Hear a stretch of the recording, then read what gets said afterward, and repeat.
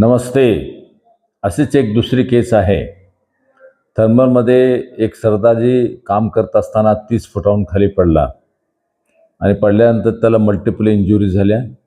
पेशंटला घेऊन माझ्याकडे आल्यानंतर त्याचं आमच्याकडे काही एक्सरेज फक्त होता. X-ray and blood investigations. एक्सरेमध्ये स्कल एक्सरे घेतला, चेस्ट एक्सरे घेतला, अब्डॉमेन एक्सरे घेतला. स्कलमध्ये कॉन्शियस होता. हेड इंजुरीचे काही सायन्स नव्हते त्याला, नुसते काही लॅशरेशन्स होते. चेस्ट इंजुरीमध्ये फ्रॅक्चर रिब्स होते, ह्युमोनिमोथेरॅक्स होतं. त्यासाठी लगेच आम्ही लोकलमध्येच त्याला अंडर वॉटर सील टाकून दिलं आणि ते ब्लड त्यातून बरंचसं आलं. अंडर वॉटर सीलमध्ये नेहमी मी राईस ट्यूब टाकायचा.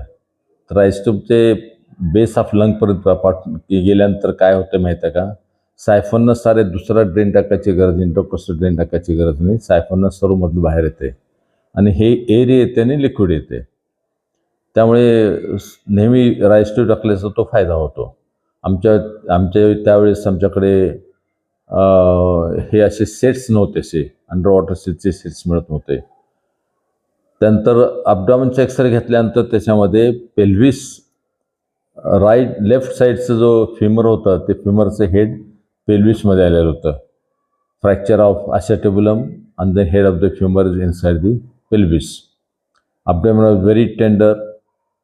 हे झाल्यानंतर त्याला अंडर हाय स्पायनलमध्ये हेड इंजुरी असल्यामुळे हाय स्पायनल द्यायला सांगितलं मी आणि त्याचं अब्डॉमेन ओपन केलं. त्यापूर्वी 2 बॉटल्स ब्लड तयार ठेवल्या. तेही निगेटिव्ह असल्यामुळे जरा लोकांना बोलून घेऊन असलेले पेशंट्सचं रिलेशन्स असताना बोलून घेतलं, त्याकडून घेतलं. अब्डॉमेन ओपन केल्यानंतर असं पाहिलं की त्याच्यामध्ये रेक्टम वॉज स्टोअर्ड. रेक्टम त्याचं फाटलेलं होतं आणि फिकल मॅटर पसरलेलं होतं पेल्व्हिसमध्ये. क्लॅम्प्स लावले, क्लीन करून घेतलं सारं आणि रेक्टल एजेस जे टोर्न एजेस त्या पूर्ण क्लीन करून घेतले, कारण ते नाही केलं तर पुन्हा लीक होण्याची शक्यता आहे. ते सर्वात मोठा धोका असतो.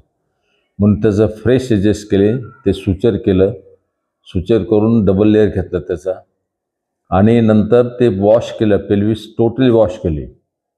3-4 वेळेस वॉश केलं आणि त्यात एकही असं डर्ट कुठे राहिले नाही. त्यामुळे तो एक फायदा झाला आणि ते फर्स्ट फ्यू आवर्समध्ये असल्यामुळे की पुढचा धोका इतका नव्हता इन्फेक्शनचा. आणि त्यानंतर अक्षरशः हाताने मी हेड ऑफ द फ्युमर खाली दाबलं आणि ट्रॅक्शन द्यायला सांगितलं. दॅट रिपॉझिट केलं टोटल. तो फ्रॅक्चर अस्टेबलचे फ्रॅगमेंट सारे एकत्र आणल्या आणि त्यानंतर विचार केला की पुन्हा त्याचं फुल पेरिटोनायझेशन केलं. इंट्रापेरिटोनियल ड्रेन ठेवला, पुन्हा एकदा वॉश केलं आणि पेशंटला बाहेर काढलं. ट्रॅक्शन देऊन ठेवलं. ते ट्रॅक्शन जवळपास 1 महिनाभर ठेवलं होतं ट्रॅक्शन ते. आणि मग ते बाकी साऱ्या गोष्टी कमी झाल्या. 3rd डेला त्याचं दोन्ही ड्रेन काढले, चेस्टचे काढलं आणि याचे काढलं, अब्डॉमेनचे ड्रेन काढले. Patient was absolutely all right. कुठलेही त्याला त्रास झाला नाही आणि 1 महिन्यानंतर त्याला हळूहळू मुवमेंट्स करायला सांगितलं, चालवायला सांगितलं. नो वेट बेरिंग सांगून टाकलं त्याला. तो पंजाबचा माणूस तो चांगला होऊन गेला आणि गेल्यानंतर पंजाबहून मला नेहमी सारखा फोन करायचा की सर असं आहे तसं आहे. प्रॉब्ली त्याचं पुन्हा हिप जॉईंट रिप्लेसमेंट टोटल केल्याची शक्यता आहे. पुन्हा त्याचा फोन आला नाही. पण अशा याच्यामध्ये काम करत असताना माझ्याबरोबर फक्त मॅट्रिक नापास असलेले 2 पोरं ॲनेस्थेटिस्ट एवढंच राहायचं माझ्याबरोबर. ते ॲडव्हर्स कंडिशनमध्ये सुद्धा तुम्हाला अशा प्रकारे काम करावंच लागतं आहे.